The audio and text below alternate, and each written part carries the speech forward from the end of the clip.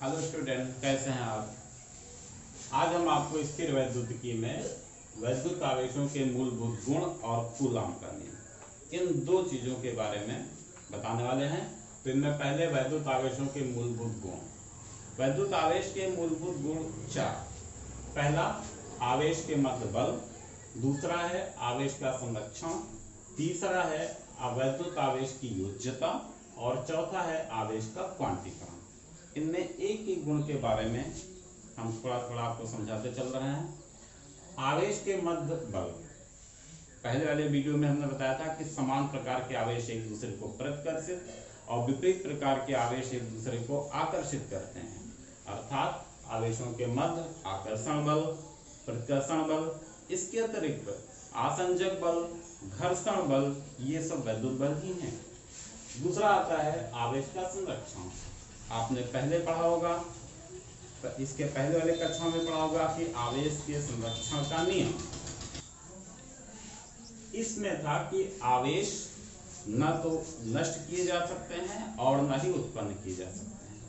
ये आपने पढ़ा होगा आवेशों के संरक्षण के सिद्धांत में। ये गुण वैद्युत आवेशों में होता है। तीसरा आता है वैद्युत आवेश की योज्यता। योज्यता का अर्थ क्या होता है? योज्यता का अर्थ होता है योग, अर्थात किसी वस्तु पर कुल आवेश उन वस्तु पर उपस्थित आवेशों के बीजगणितीय योग के बराबर होता है।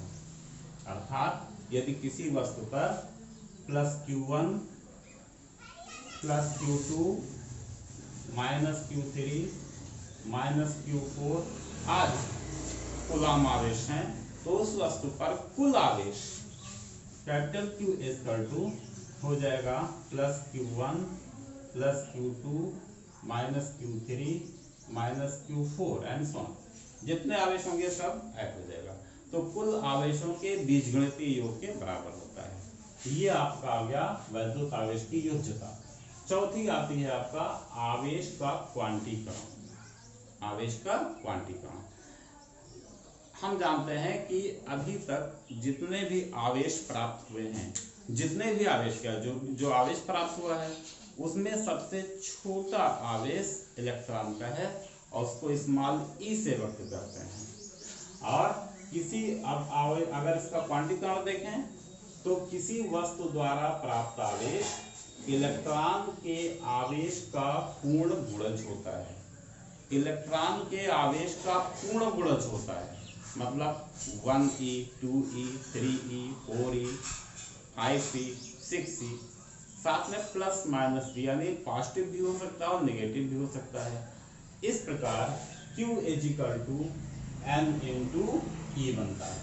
ये जो गुण आया आपका, इसी गुण को हम आवेश का क्वांटीकरण कहेंगे। इस प्रकार देखते हैं कि किसी वस्तु पर आवेश Q = ±N × E होगा, जहां N = 1 2 3 4 एंड सो ऑन, तथा स्मॉल e आवेश स्मॉल e = 1.6 × 10⁻⁻19। ये आपका बनता है स्मॉल e की वैल्यू। स्मॉल e हमने क्या था? छोटा आवेश था, ये था। इसका यूनिट होता है कूलाम। तो स्मॉल e की वैल्यू आई 1.6 × 10⁻⁻19 कूलाम। ये आपका आ गया वैद्युत आवेशों के मूलभूत गुण। इसके बाद हमने क्या कहा था कि आपको बताना है कूलाम का नियम। तो आइए पहले हम देख लेते हैं कि ये कूलाम कौन है। वास्तव में कूलाम का पूरा नाम है चार्ल्स आर्मस्ट्रांग डे कूलाम। ये फ्रांस के एक वैज्ञानिक थे और इन्होंने अपने कैरियर की शुरुआत वेस्ट इंडीज से शुरू की, एक सैन्य अभियंता के रूप में। अर्थात ये सेना में एक इंजीनियर हुआ करते थे और वहां से अपनी कैरियर की शुरुआत की। इन्होंने किन्हीं भी दो बिंदु आवेशों के बीच लगने वाले वैद्युत बल के संबंध में नियम बनाया और उन्हीं के नाम के आधार पर उस नियम को कूलाम का नियम कहा गया। नियम क्या बताया इन्होंने कि किन्हीं भी दो स्थिर बिंदु आवेशों के बीच लगने वाला वैद्युत बल, अगर वैद्युत बल को देखें तो इसमें आकर्षण बल और प्रतिकर्षण बल दोनों आ जाते हैं। एक बार फिर से देखते हैं कि किन्हीं भी दो स्थिर बिंदु आवेशों के बीच लगने वाला आकर्षण अथवा प्रतिकर्षण बल दोनों आवेशों की मात्राओं के गुणनफल के अनुक्रमानुपाती तथा उनके बीच के दूरी के वर्ग के व्युत्क्रमानुपाती होता है। अब मान लेते हैं दो बिंदु आवेश ले लिया गया। पहला बिंदु आवेश है Q1 और दूसरा बिंदु आवेश है Q2। इनकी बीच की दूरी है स्मॉल r। ये निर्वात अथवा वायु में स्थित हैं। दोनों आवेश प्रकृति में समान, यानी दोनों धन आवेश हैं। तो इन दोनों के मध्य कौन सा बल लगेगा? प्रतिकर्षण बल लगेगा, क्योंकि दोनों समान हैं। और बल की दिशा क्या होगी? बल की दिशा दोनों आवेशों को मिलाने वाली रेखा के ही अनुदिश होगी।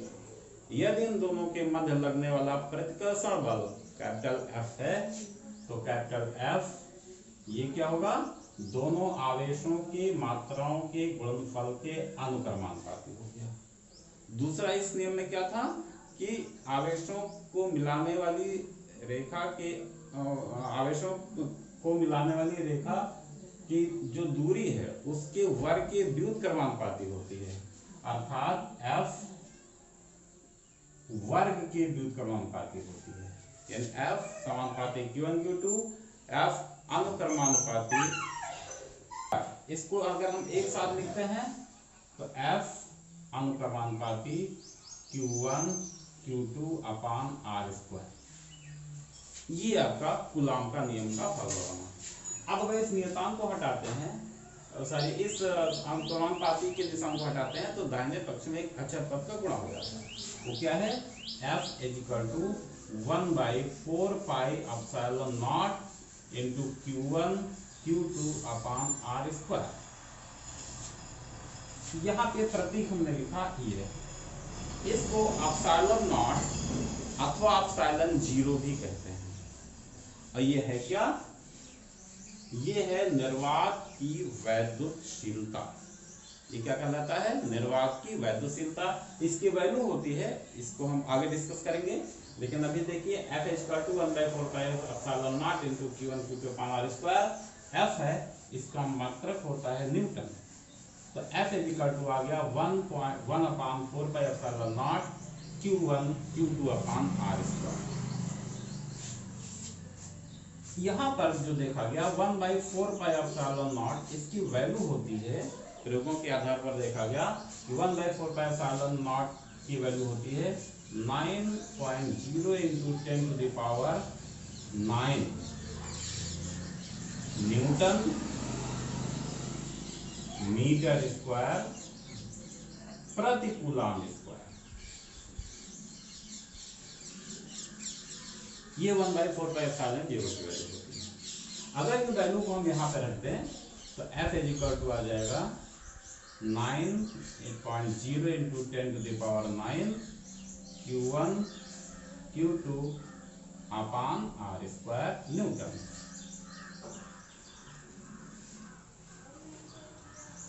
अब अगर ये Q1 Q2 किसी ऐसे माध्यम में स्थित है जिसका परावैद्युतांक K है, यानी ये इसके मध्य कोई परावैद्युत पदार्थ रख दिया गया। परावैद्युत पदार्थ मतलब कुछ चालक पदार्थ जिनमें वैद्युत धारा प्रवाहित नहीं होती है। आप जानते हैं कि परावैद्युत वे होते हैं जिनमें वैद्युत धारा प्रवाहित होने के लिए इलेक्ट्रॉन नहीं होते, मुक्त इलेक्ट्रॉन नहीं होते।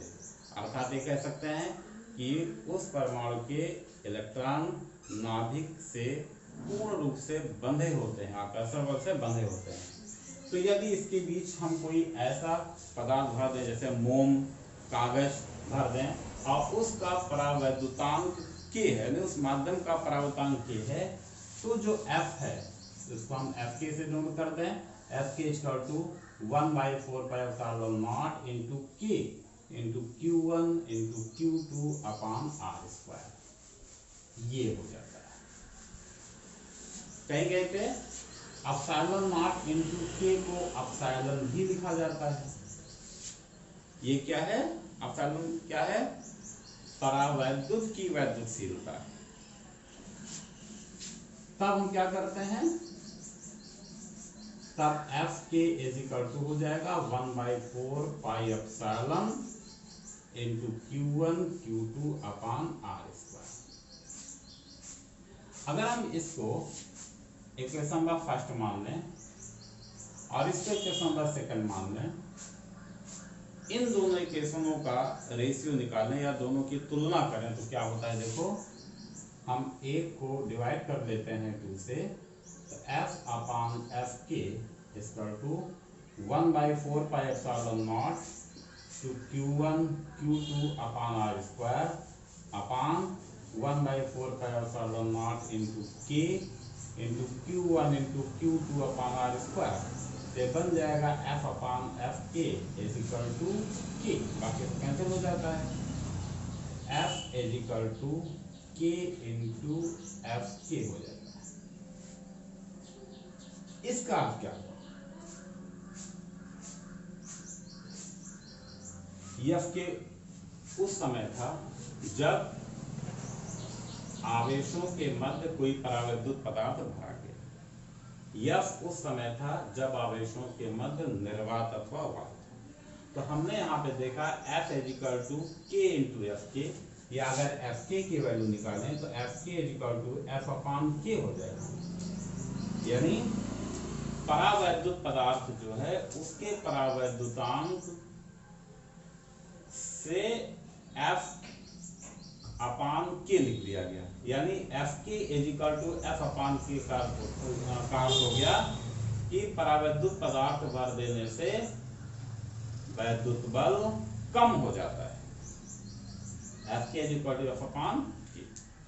और यहाँ पर जो हमने लिखा था epsilon not into K equal to epsilon, इसका अगर तुलना करें तो K is equal to epsilon upon epsilon not हो जाएगा,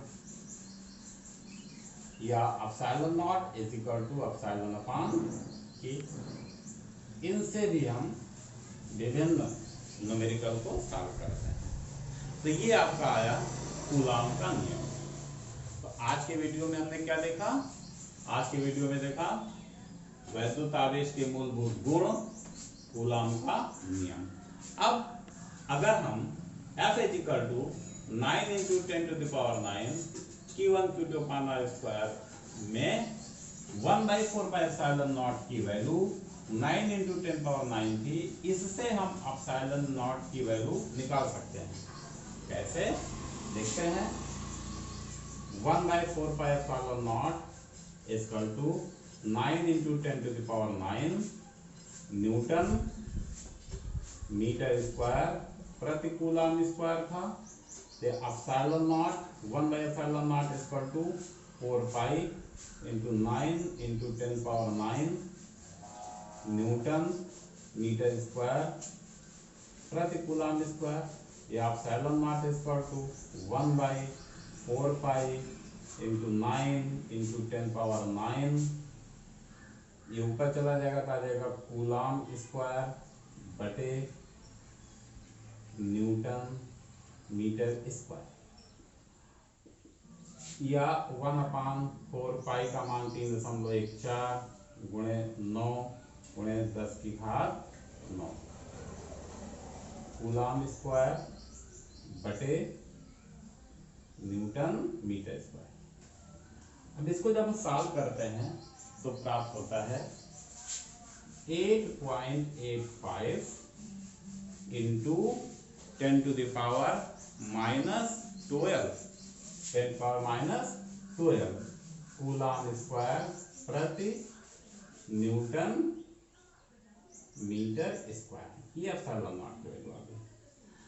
तो इस प्रकार कूलॉम का नियम आज आपने समझा होगा। कूलॉम के नियम से दो स्थिर बिंदु आवेशों के बीच बल निकालते हैं, और इसकी दिशा हमने बताया था कि इन आवेशों को मिलाने वाली रेखा के अनुदिश इस बल की दिशा